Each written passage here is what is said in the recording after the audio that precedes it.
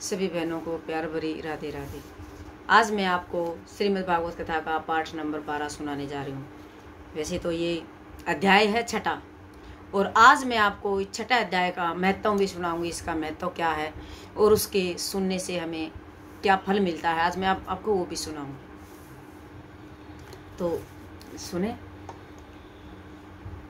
यम लबद्धा चापरम लाभम मन्यते नाधिकम ततः यस्मिन स्थितो न दुखेन गुरुणापि विचाल्यते।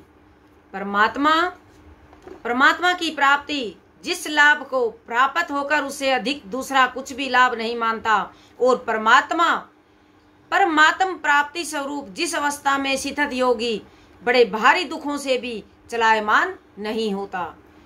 तैम विधात दुख संयोग वियोगम योग संगीतम स निस्त्रेन योक्तव्यो योगा अनिर्वेण चेतसाह। जो दुख रूप संसार के संयोग से रहित है तथा जिसका नाम योग है, उसको जानना चाहिए। वह योग उक्ताए हुए यथार्थ धैर्य और उत्साह युक्त जिससे निश्चय पूर्वक करना कर्तव्य है। संकल्प प्रभावन कामन्या मातस्य कत्वा सर्वान शेषतः मन सेवे इंद्रिय इंग्राम विनियम में समन्ततः। संकल्प से उत्पन्न होने वाली संपूर्ण कामनाओं को निशेष रूप से त्याग कर और मन के द्वारा इंद्रिय समुदाय को सभी ओर से भली भांति रोक कर शनै शनै रूपर मेद बुद्धा धृति गृथा आत्म समसत्य मन कृत्वा न किंचिदपि चिंतेत।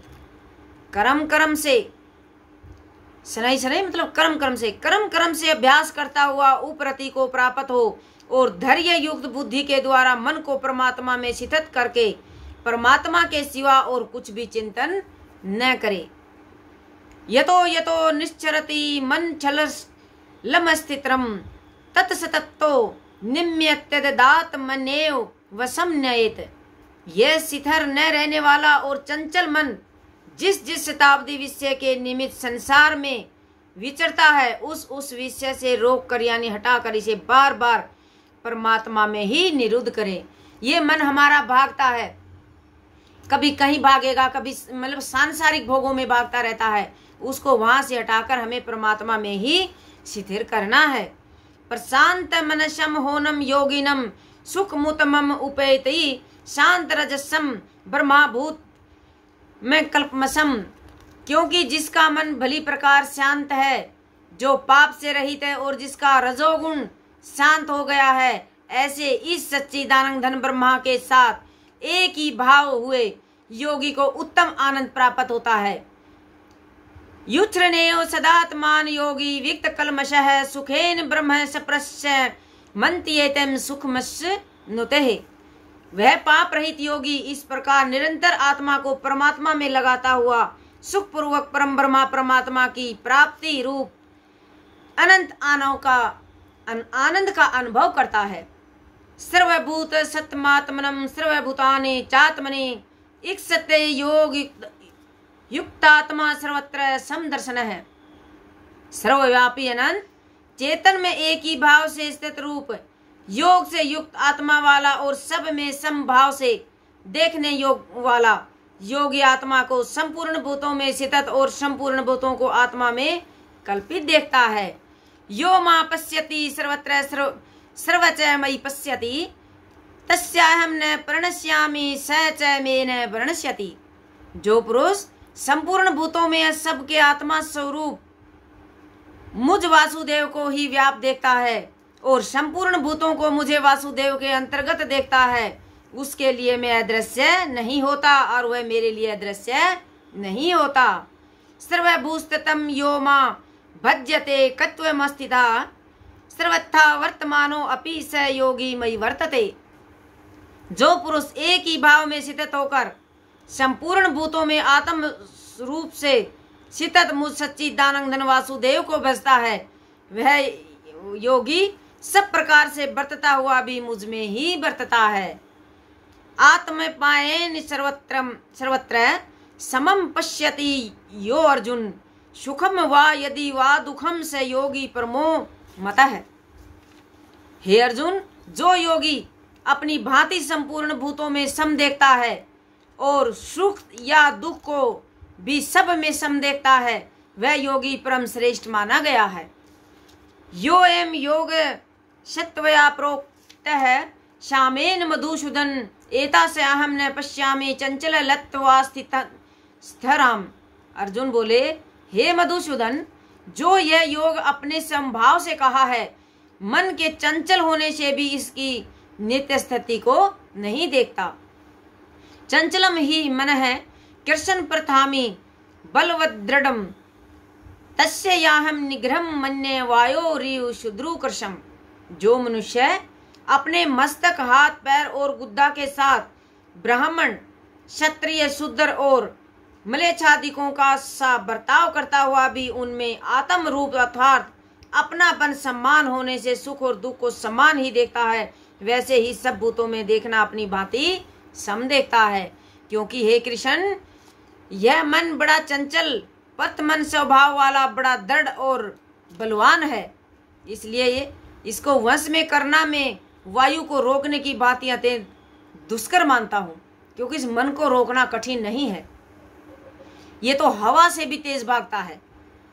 ऐसे महाबाहो मनोद्रिग्रम चलम अभ्यसासेन तु कौन्ते व्राणेन च गृह्णाते।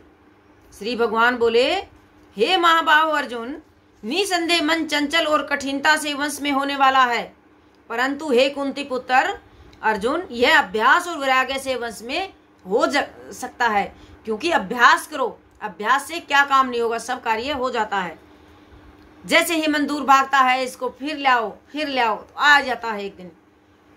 असमस्तात्मान योगो दुष्प्रामिति में मति वश्यात्मनः तु यतता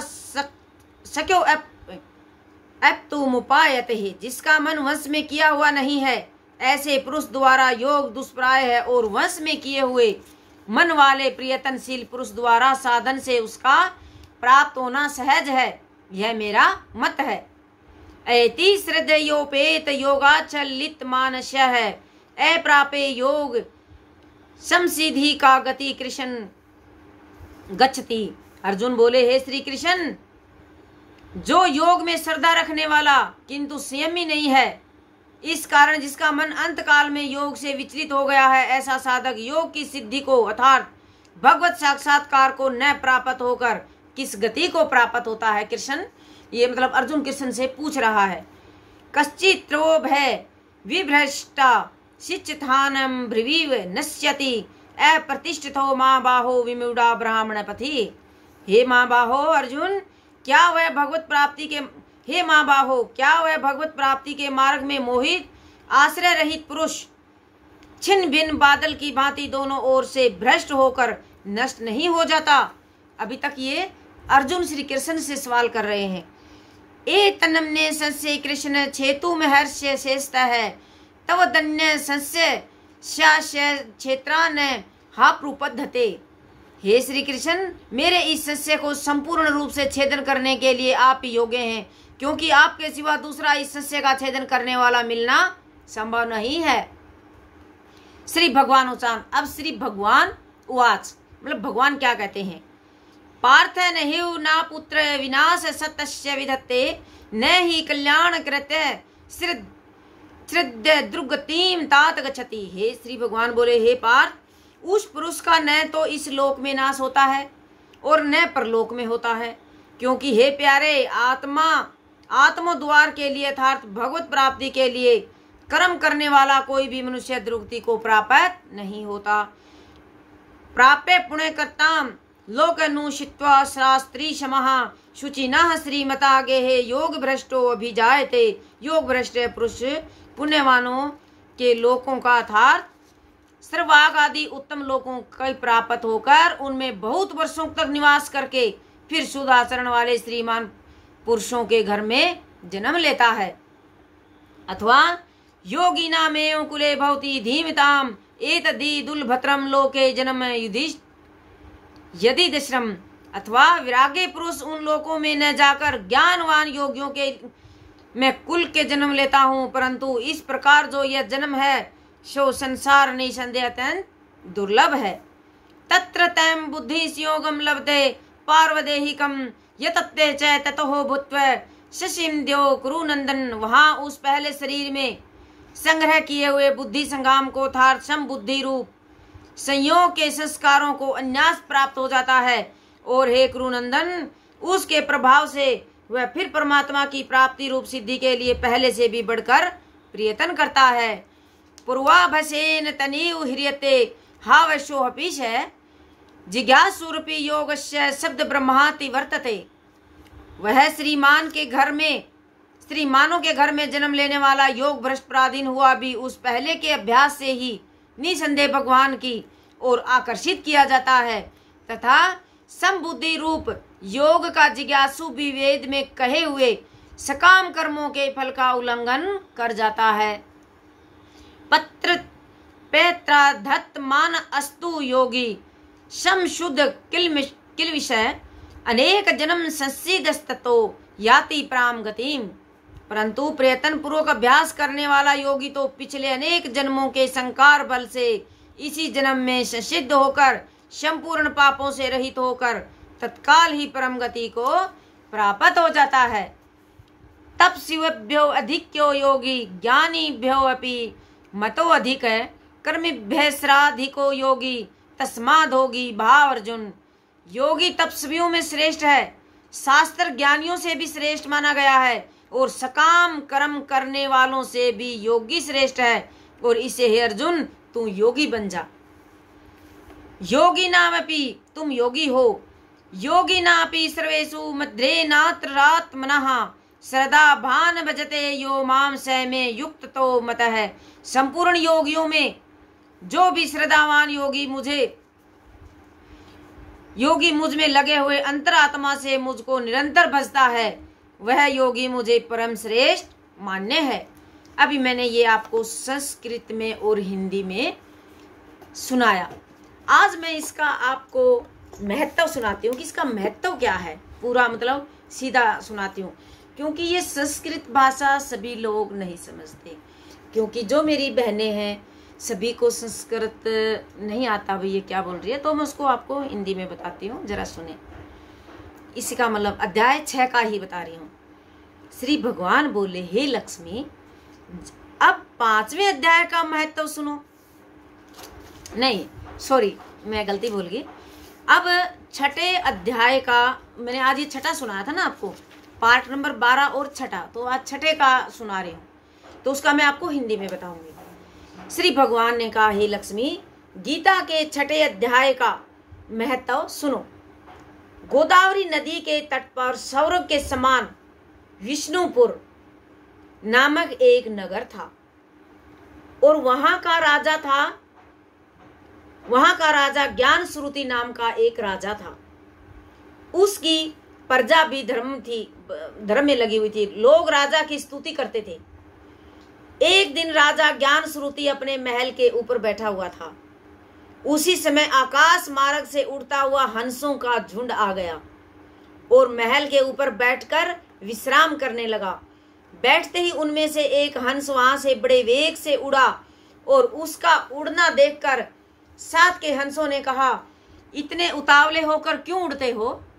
वह हंस लौटकर हंसों से बोला कि उधर देखो, यह कैसा प्रतापवान राजा बैठा है।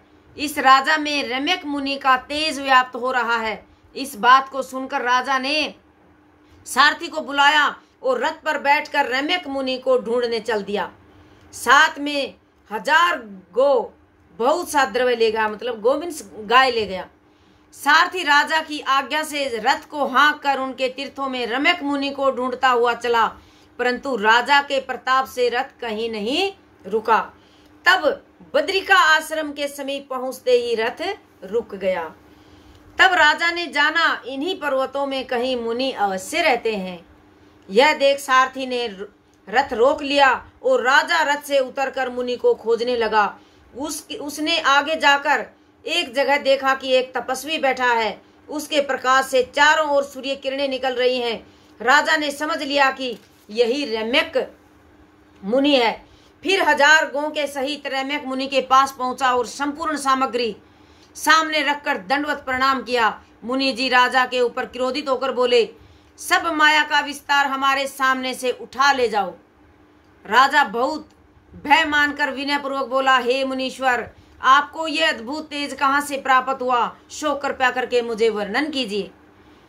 रैमेक मुनि ने कहा, हे राजा, यह गीता जी की महिमा है और मैं गीता जी के 6ठे अध्याय का प्रतिदिन पाठ करता हूँ।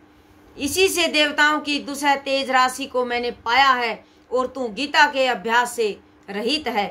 राजा ने भी मुनि से गीता के 6ठे अध्याय के महत्व को जाना और उसका पाठ करके मुक्त हो गया। नारायण जी कहते हैं, हे लक्ष्मी, जो मनुष्य इस 6ठे अध्याय का नित्य पाठ करते हैं वे निसंदेह विष्णु लोक को ही जाते हैं। इसलिए मैंने आपको बताया कि ये मैं कोई अपने मुंह से नहीं बोल रही हूँ बहन, ये ग्रंथ है और इन ग्रंथों से बोल रही हूँ। तो इन ग्रंथों से आपको मैं समझाती हूँ भाई। इसका फल मैंने अभी जैसे 5 अध्याय किए तो मैंने उनका नहीं बताया, आगे मैं उनका फिर बता दूंगी। लेकिन जो भी आप अध्ययन करते हो, पाठ कर, इनका हर चीज का कुछ महत्व होता है, ये ऐसे नहीं होता। इसलिए मेरी बहनों, सभी से राधे राधे और इसको जरूर सुनना। राधे राधे।